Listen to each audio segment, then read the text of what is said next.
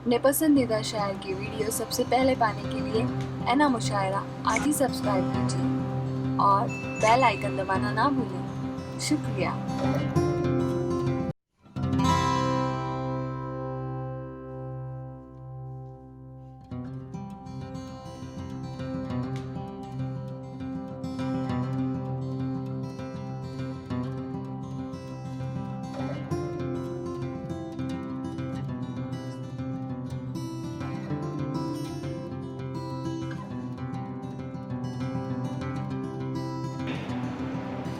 جادو بھری جگہ ہے بازار تم نہ جانا، جادو بھری جگہ ہے بازار تم نہ جانا، ایک بار ہم گئے تھے بازار ہو کے نکلے۔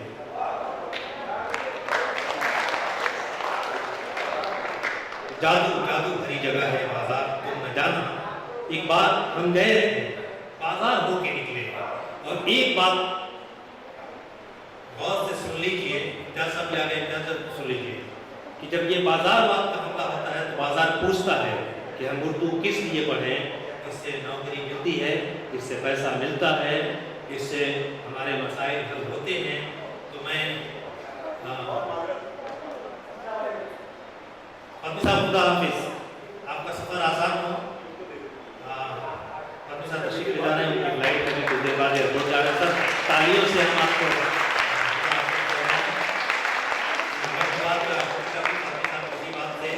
یہ بازار کا جو حملہ ہے، ایک بات بہت غور سے سن لیجیے کہ ماں، مادر وطن اور مادری زبان، ماں، مادر وطن اور مادری زبان سے ہمارا رشتہ جذباتی ہے، کاروباری نہیں ہے۔ اور جو شخص ماں، مادر وطن اور مادری زبان سے کاروباری رشتہ رکھتا ہو اور اس کا جذباتی رشتہ نہ ہو، میں کم سے کم سے انسان نہیں سکتا۔ اس لیے ہمارا رشتہ بالکل ذہن کلیئر ہونا چاہیے کہ ماں روٹی پکا کے دینے کے لائق نہ رہے تو ماں ہماری ماں نہیں ہوگی، ماں سے ہم کو محبت نہیں ہوگی تو ہم انسان کہلانے کے لائق نہیں ہیں۔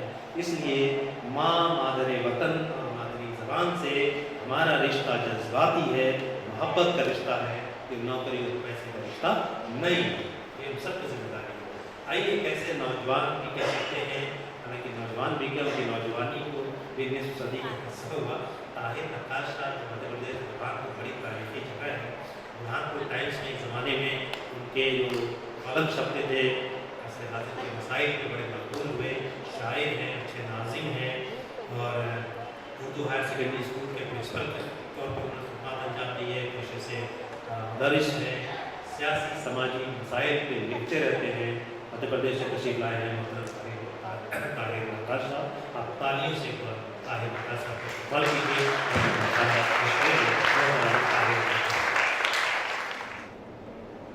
آج کے اس جلسے کے قابل احترام صدر موصول جناب فہیم اختر صاحب، محترمہ زینب سعیدی صاحب، میرے محترم دوست جناب اشفاق علوم صاحب،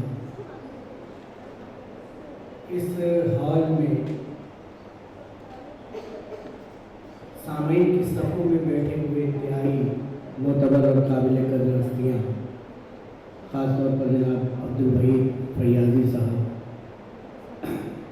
مسعود شاہجہاں صاحب، جناب ریاض منصف صاحب، میں حاضرین کی صفوں میں ایک ایک فرد کو مبارکباد دیتا ہوں کہ ممبئی اردو فیسٹیول 2020 کا یہ تاریخی اور یادگار پروگرام کا آپ حصہ بنے، اور شکریہ ادا کرتا ہوں جناب مشیر انصاری صاحب، امتیاز گورکھپور صاحب، ریاض منصف صاحب، نعیم انصاری صاحب وغیرہ کا کہ انہوں نے مجھے بھی اس لائق سمجھا کہ میں کچھ خدمت آپ کے انجام دے سکوں۔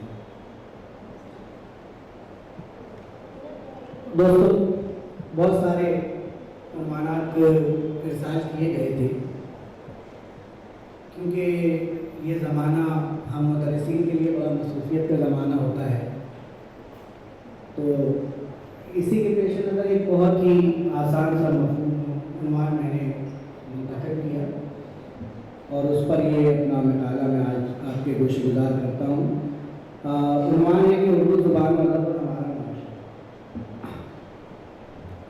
اس سے پہلے کہ ہم اس عمل پر گفتگو کریں کہ زبان و ادب کا معاشرے سے اور معاشرے کا زبان و ادب سے کیا اور کیسا تعلق ہے، ایک مختصر سی گفتگو پہلے زبان اور بعد ادب پر بھی کی ہے۔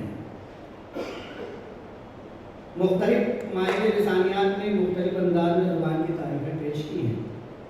عمومی طور پر یہ تسلیم کیا جاتا ہے کہ زبان اظہار خیال کا ایک ذریعہ ہے۔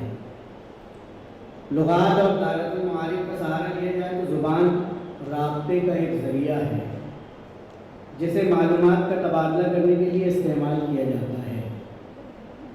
یوں تو اظہار خیال کی کئی اور بھی شکلیں ہیں جن میں تحریر، اشارات، علامات اور دیگر بصری مواد بھی کارفرما ہوتے ہیں۔ نیز یہ کہ انسانوں کے علاوہ حیوانات بھی آپس میں معلومات کا تبادلہ اور مختلف جذبات و احساسات کا اظہار کرتے ہیں، مگر جب ہم زبان کی بات کر رہے ہوں تو اس کا تعلق ایک ایسے نظام سے ہوگا جس کے توسل سے انسانوں کے مابین تبادلہ معلومات و خیالات ہوتا ہے۔ آج دنیا بھر میں 6800 زبانیں اور بولیاں بولی جاتی ہیں، ان میں سے بیشتر تو اپنا وجود کھو دینے کے لیے تیار بیٹھی ہیں، اور چند ہی زبانوں نے آج معاشرے پر اپنا غلبہ اختیار کر لیا ہے۔ یہ کہنا غلط نہیں ہوگا کہ زبانیں معاشرے کے تقاضوں اور ماحول کی ضرورتوں کے پیش نظر ظہور فرما ہوتی ہیں اور معاشرے کی چشم پوشی کے سبب فنا بھی ہو جاتی ہیں۔ مجھے اس موقع پر ایک کہاوت یاد آ رہی ہے کہ learn a new language and get a new sound, ایک نئی زبان سیکھو اور ایک نئی روح حاصل کرو۔ لیکن یہ بھی ایک مسلمہ حقیقت ہے کہ زیادہ زبانیں جاننے سے انسانی ارتقاء کا کوئی تعلق نہیں ہے۔ اس سلسلے میں اگر ہم اردو زبان کی بات کریں تو اس زبان کا تعلق ہماری تاریخ اور ہماری تہذیب سے ہے۔ یہ وہ زبان ہے جو ہمارے ملک کی قدیم بولیوں پر اسلامی اثرات کے سبب وجود میں آئی، اور شاید یہی وجہ ہے کہ یہ زبان کسی خاص علاقے، شہر اور ملک کی حدوں میں محدود نہ رہ کر سندھ، غزنی، پشاور، پنجاب اور آگے چل کر ہندوستان، پاکستان اور بنگلہ دیش تک پھیل گئی۔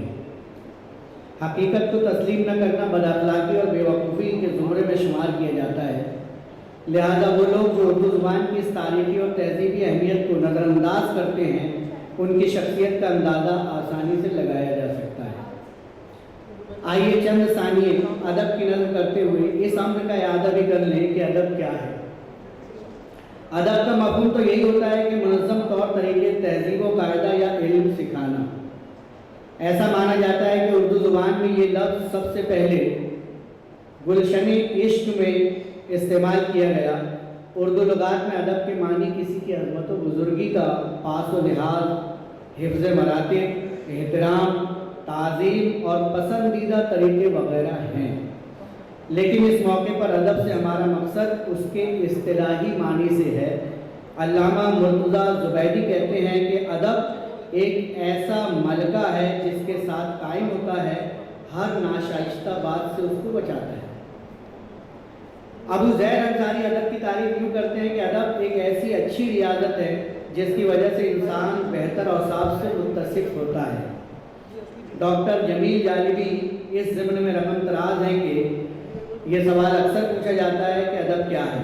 اس کا جواب دینے سے پہلے اگر میں آپ سے یہ سوال کروں کہ زندگی کیا ہے تو آپ کے پاس اس کا کیا جواب ہوگا؟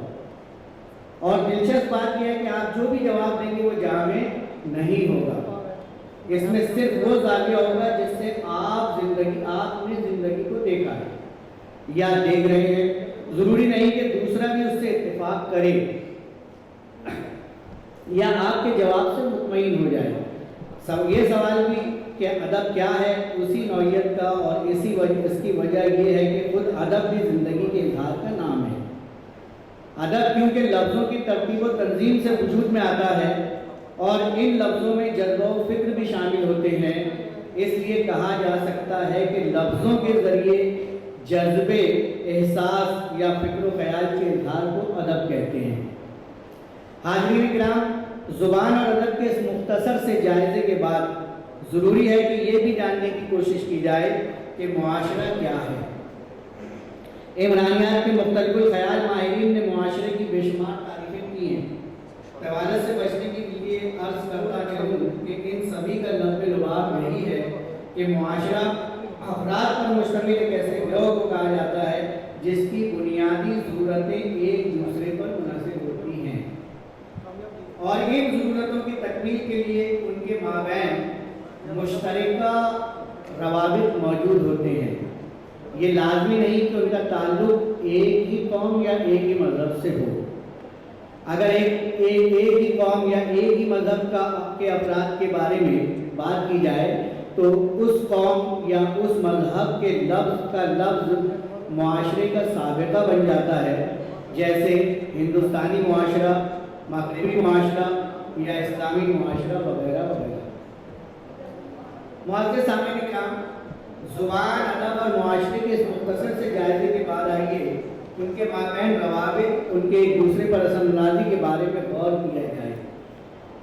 मुआशरे का वजूद अफराद से है। अफराद की अक्सरियत की पसंद और नापसंद के मुताबिक ही बेशतर तख्लीक़दार अपना तख्लीक़ी अमल सरअंजाम देते हैं।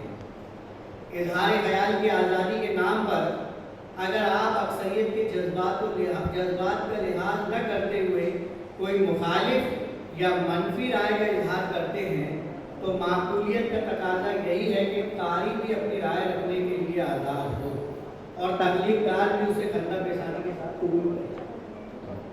लेकिन इससे पहले भी हम काबिल गौर है कि हमारा मुआशरा हमारा अदब पढ़ने के लिए खुद को कितना तैयार पाता है। जब ये बात ज़ेर बहस आती है तो दोनों तरफ से शिकायतों के दफातर खुल जाते हैं। तख्लीक़दार को ये शिकायत होती है कि मुआशरा उसकी खातिर का पज़िराई नहीं करता और उसके ज़रिए तख्लीक़ किए गए फ़न पारों को समझने का अहल नहीं है। चुनांचे शायर की नोके कलम से ये शेर सफ़े किरतास पर रकम होता है कि मश्क़ सुखन एक दर्द सर है और ज़हनी उलझाओ भी, शेर कहो और शेर का मतलब लोगों को समझाओ भी।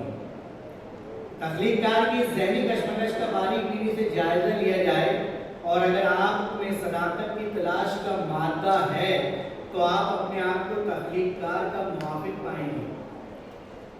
इसकी एक वजह तो ये है कि उर्दू ज़ुबान और अदब के नंबरदार अफराद जो हमारे मुआशरे का हिस्सा हैं उर्दू ज़ुबान और अदब की इस हैसियत से कदरदानी नहीं कर रहे हैं जैसी हमारे अकाबरीन और हमारी गुज़िश्ता नस्ल कर चुकी है।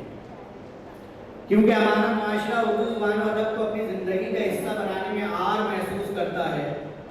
न हमारे बूढ़े, न हमारे जवान, न हमारी माएँ बहनें और न हमारे साहिब इदराक व फ़हम हज़रात कोई इस तहज़ीब से मोहब्बत करने और उसे अपनाने के लिए तैयार नहीं है। हमारी मौजूदा नस्ल बड़ी तेज़गामी से खिजड़ी तहज़ीब की तरफ सरगर्म सफ़र है। इस तहज़ीब में मशरक़ी अक़दार का हिस्सा बहुत कम और मग़रिबी तहज़ीब का असर बहुत ज़्यादा है।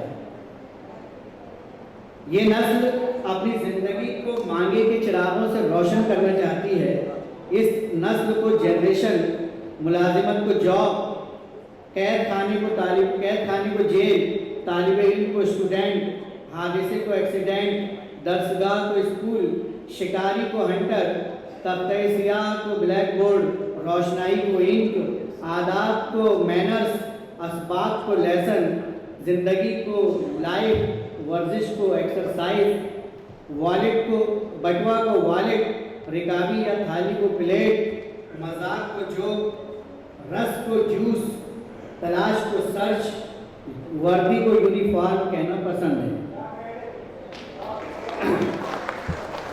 लेकिन अल्लामा इकबाल के शेर के मिज़दाक़ कि नहीं है नाउम्मीद इकबाल अपनी किश्त वीरा से, ज़रा नामुन तो ये मिट्टी बहुत ज़रख़ेज़ है साथी। फी ज़माना साइंसी तरक्यात में उर्दू की बहुत सारी मजबूरियों को सिरे से ख़त्म कर दिया है। मैं इसलिए भी ये बात यहाँ पर जिक्र करना चाहता हूँ कि बहुत दिनों तक मैं अखबारात से मुंसलिक था और किताबत के जो मसले उर्दू वालों के पास थे वो इंतहाई संजीदा मसले थे। جو کاتب ہوتا تھا اس کی بڑی خوشامدی کیا کرنا پڑتی تھی. آج یہ مسئلہ یکسر ختم ہو گیا ہے. کمپیوٹر نے ایک نئی زندگی دے دی ہے اردو کو، اور اس کو ہم جتنا چاہیں جس طرح چاہیں استعمال کر سکتے ہیں. بہت خوبصورت یہ معاملہ ہمارے سامنے آ گیا ہے. فی زمانہ سائنسی ترقیات نے اردو کی بہت ساری مجبوریوں کو سرے سے ختم کر دیا ہے. لہٰذا اس بات کا یقین کامل ہے کہ ہماری یہ روٹھی ہوئی نسل اردو کی طرف واپس آئے گی. اور اس کی ادنا سی مثال یہ ہے کہ سوشل میڈیا پر اردو رسم الخط میں لکھنے والوں کی اطمینان بخش تعداد موجود ہے. جو لوگ سوشل میڈیا استعمال کرتے ہیں ان میں بہت سارے گروپ ایسے ہیں جو اس بات کی تحریک چلا رہے ہیں کہ اس کا ہر فرد اردو لکھے. اور بہت سے واٹس ایپ گروپ کے شرط کے ساتھ جاری ساری ہے کہ ان کے ممبران کو صرف اور صرف اردو رسم الخط میں ہی ترسیلات کرنی ہوتی ہیں. اگر معاشرہ اس امر کو ترجیح دینے پر آمادہ ہو جائے کہ اپنی یادداشتیں، اپنی ڈائریاں، اپنے دعوت ناموں میں بھی اردو رسم الخط کا استعمال کیا جائے تو ہم عنقریب بھی اس شعر کی تعبیر بھی دیکھیں گے کہ ابھی تہذیب زندہ ہے ہماری، ابھی یہ شہر اردو بولتا ہے.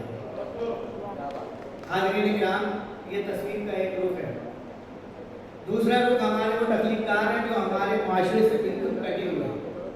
ہمارے سیاسی، سماجی، ثقافتی اور معاشی تقاضوں سے یکسر بے بہرا ہیں، یا پھر خبردار ہوتے ہوئے بھی معاشرے کو بیدار کرنے کی اپنی ادبی ذمہ داری سے خوبگردانی کر رہے ہیں. وہ ادب برائے ادب کی تعمیر میں اپنے آپ کو سرگردہ رکھے ہوئے ہیں.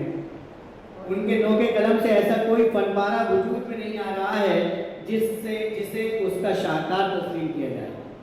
اور شاید یہی وجہ ہے کہ معاشرے میں اسے وہ مقام حاصل نہیں جو 60 اور 70 کی دہائی میں فنون لطیفہ کے دیگر تخلیق کاروں کو حاصل تھا. ادبی منظرنامے پر ایک نظر غائب ڈالی جائے تو یہ بات ابھر کر سامنے آتی ہے کہ گزشتہ 20 سالوں میں ادب کے نام پر کیا کچھ ہمارے معاشرے کی نظر کیا گیا ہے. میں اس کے لیے تو یہی کہوں کہ اللہ کی پناہ غیر معیاری نظم و نظم کا ایک سیلاب ہے کہ ان کے نام ہی نہیں لیتا. اور یہ سب کچھ اسی نام پر پروسا جا رہا ہے کہ ہمارا معاشرہ یہی طلب کرتا ہے. اس سلسلے میں جناب اکرام الحق برقرار ہیں کہ ادب کے نام پر غیر معیاری لٹریچر نے تاریخ کو کتاب سے دور کر دیا. کوئی نئی سوچ اور فکر پروان نہیں چل سکی. اس سلسلے میں جناب پروان نہیں چل سکی. معاشرے میں مسلسل انتشار بڑھتا چلا جا رہا ہے. ہمارا ادیب اس ساری صورتحال سے لاتعلق نظر آتا ہے. یہی وجہ ہے کہ سوسائٹی بھی اپنے قلم کاروں کو نظر انداز کر رہی ہے. اگر ادیب معاشرے میں اپنا کوئی مقام و مرتبہ چاہتا ہے تو اسے اپنی آواز کو معاشرے کی آواز بنانا ہوگا. دوستوں اور بزرگوں، اردو زبان و ادب ہی نہیں دیگر زبانوں کے ادب کی تاریخ کا مطالعہ کیا جائے تو ہم پاتے ہیں کہ ادب نے انہی لوگوں کو زندگی بخشی ہے جنہوں نے اپنے عہد کے حالات و معاملات کو اپنے لٹریچر میں جگہ دی ہے. مجھے مرحوم ظفر گورکھپوری کا یہ شعر یاد آتا ہے کہ ظفر زندہ رہوں گا میں ہمیشہ اس تعلق سے کہ میرا عہد میری شاعری میں ساتھ لیتا ہے. آج ہمارا معاشرہ کے مشکل حالات سے جوجھ رہا ہے وہ اظہر میں شمس ہے. ہر طرف مایوسی کے گہرے بادل چھائے ہوئے ہیں اور اس ماحول میں ہمارے تخلیق کاروں کا ادبی فریضہ ہے کہ وہ اپنی خاموشی کو توڑیں اور بے باکانہ انداز میں ناگفتہ حالات سے ہمارے معاشرے کو نہ صرف یہ کہ آگاہ کریں بلکہ مسائل کے حل کے لیے تدابیر بھی پیش کریں. یہی ایک بیدار مغز ادیب اور شاعر کی معاشرے کے تئیں ذمہ داری ہے. اس بات سے قطع نظر کہ ناقدین ادب نے ادب کی درجہ بندی کر کے انہیں الجھنوں کا شکار کر دیا ہے. انہیں اس جال میں الجھنے کی چندہ ضرورت نہیں کہ کون سا ادب چھوٹا ہے اور کون سا بڑا، کون سا کام صحافی کا کام ہے اور کون سا کام ادیب کا. ان کے پیش نظر معاشرے کے تقاضے ہونے چاہیے اور وہ مسائل کی نشاندہی کریں اور مسائل کا حل پیش کر کے قوم کو نئی راہ سجائیں. اور جس دن ہمارا ادیب، ہمارا شاعر پیسہ کمانے کی فکر چھوڑ کر اپنی ادبی ذمہ داری کی انجام دہی میں لگ جائے گا تو یہ بات طے ہے کہ ہمارے معاشرے کی ڈوبتی ہوئی کشتی ساحل سے ہمکنار ہو جائے گی. ہاں، مگر معاشرے کو اپنی حصہ داری بھی بخوبی ادا کرنی ہوگی. ان شعر کے ساتھ اپنی بات ختم کروں کہ پھل مقصد تعلیم کا بازار میں آئے، پھل مقصد تعلیم کا بازار میں آئے، जो बात किताबों में है किरदार में आए, जो बात किताबों में है किरदार में आए। और उर्दू के लिए खिदमत बेलौस का जज्बा, फ़हीम साहब की नज़्म करता हूँ, वो बहुत खूबसूरत उर्दू की बड़ी अच्छे अंदाज में खिदमत कर रहे हैं। फ़हीम साहब के हवाले से शायद ये शेर बहुत सारी महफिलों तक पहुँच जाएगा। हर मकसद तालीम का बाजार में आए, जो बात किताबों में किरदार में आए। उर्दू के लिए खिदमत बेलौस का जज्बा सब में नहीं आता है तो दो चार में आए।